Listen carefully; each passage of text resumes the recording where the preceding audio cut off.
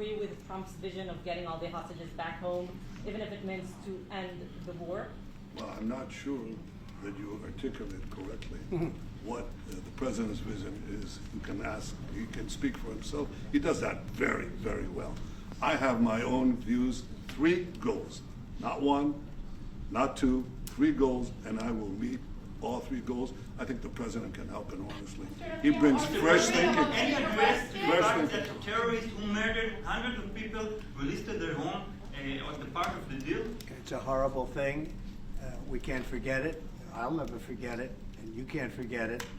And some people want to put it out of their memory, but we're not going to ever let that happen. It was a horrible day, October 7th. That was a horrible period of time. And a lot of people like to pretend it didn't happen. It happened. It's a big group of people that like to pretend it didn't happen, like the Holocaust didn't happen. Same mindset. No, we're going to get this thing wrapped up, and we're going to get it done. We're also dealing, I think, very successfully with Russia, Ukraine. We're going to hopefully get that one done at some point in the not too distant future. That's a complex problem also, but we solve problems. When I left, we had no problem. There was no Ukraine and Russia fighting. There was no October 7th. There was nothing, and some very poor leadership led to a lot of problems and a lot of death. And it's a shame, but we'll put it out. We'll put out the fires. We have a lot of fires, but we'll put them out. Mr. President, why is Israel support the Palestinian state like the peace plan you presented in January 2020?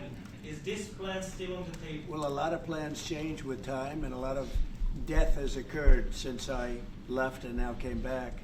This death occurred not while I was here, but while somebody else was here. It shouldn't have happened. They shouldn't have allowed it to happen. It would have never happened, and that includes Russia, Ukraine would have never happened. Not even a little bit, not even a chance.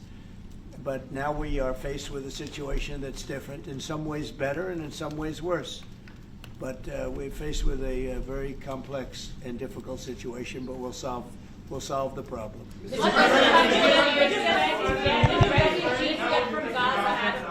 If not Jordan, Egypt, what other countries you think might accept Palestinians from Gaza? Well, I think Jordan and Egypt will. I know they've spoken about it with you, and they say they're not going to accept. I say they will. But I think other countries will accept also. I think that Gaza maybe is a demolition site right now. If you look at Gaza, there's hardly a building standing, and the ones that are going to collapse. You can't live in Gaza right now, and I think we need another location. I think it should be a location that's going to make people happy.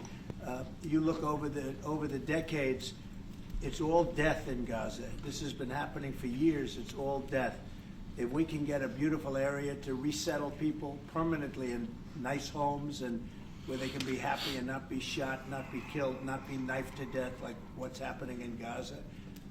And right now you have in Gaza a very dangerous situation in terms of explosives all over the place, in terms of tunnels that nobody knows who's in the tunnel. The whole thing is a mess.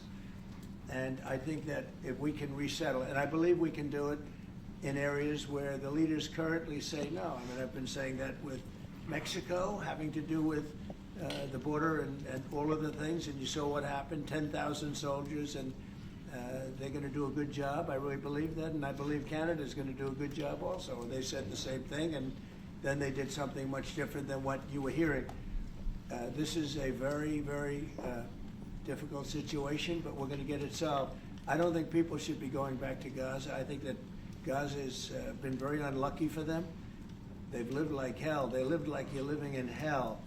Gaza is not a place for people to be living. And the only reason they want to go back, and I believe this strongly, is because they have no alternative. What's the alternative? Go where? There's no other alternative. If they had an alternative, they'd much rather not go back to Gaza and live in a beautiful alternative that's safe. Mr. President,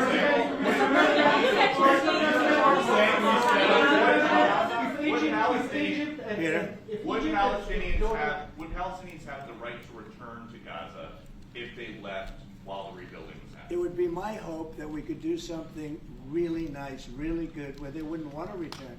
Why would they want to return? The place has been hell. It's been one of the meanest, toughest places on earth. And right now, I've seen every picture from every angle. better than if I were there. And nobody can live there. You can't live there. And if Egypt So if and we can Jordan build, tell you no- if we can build them through massive amounts of money supplied by other people, very rich nations, and they're willing to supply it. If we can build something for them in one of the countries, and it could be Jordan, it could be Egypt, it could be other countries, and you could build 4 or 5 or 6 areas. It doesn't have to be one area, but you take certain areas and you build really good quality housing, like a beautiful town, like someplace where they can live and not die. Because Gaza is a guarantee that they're going to end up dying. The same thing's going to happen again. It's happened over and over again, and it's going to happen again as sure as you're standing there, Peter. So I hope that we could do something where they wouldn't want to go back. Who would want to go back?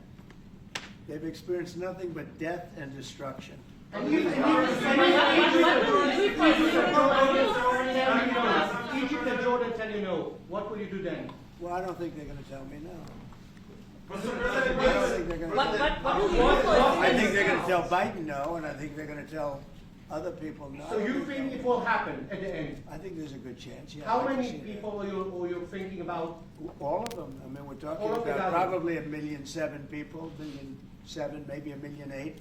But I think all of them. I think they'll be resettled in areas where they can live a beautiful life and not be worried about dying every day.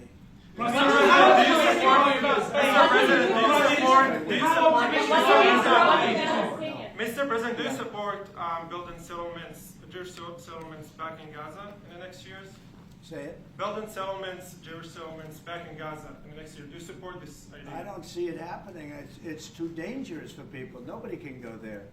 It's too dangerous. Nobody wants to be there. Warriors don't want to be there. Soldiers don't want to be there. How can you have people go back? You're saying go back into Gaza now? The same thing's going to happen.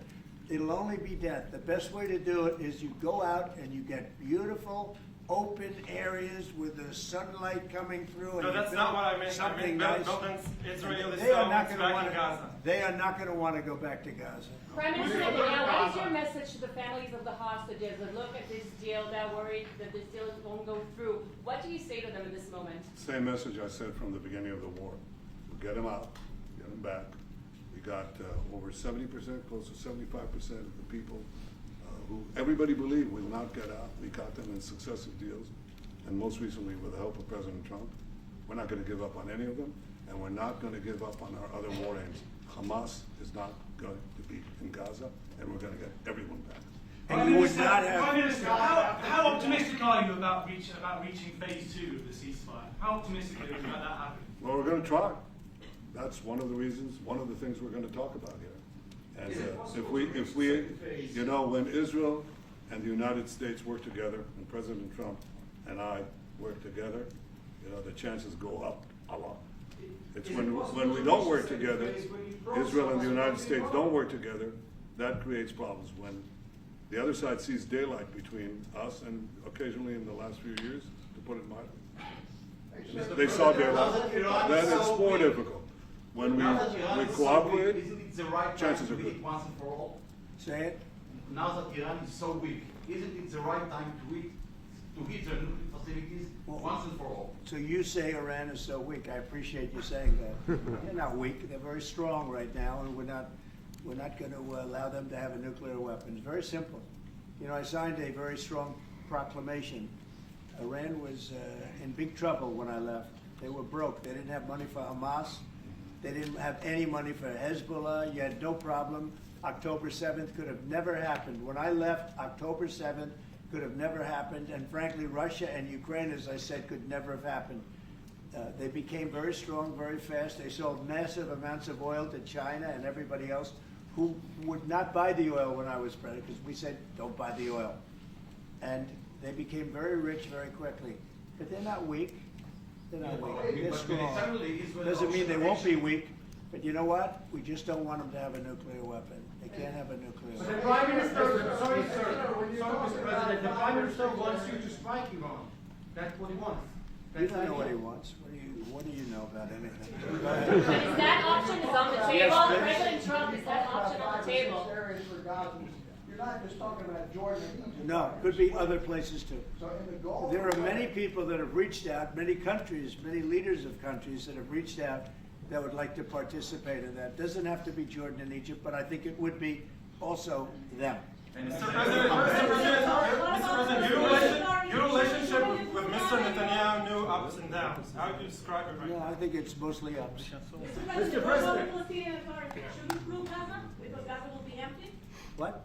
The Palestinian Authority, can it rule Gaza? What do you think? Well, it's had a pretty hard time, wouldn't you say? I'd say it's had a pretty bad time of it.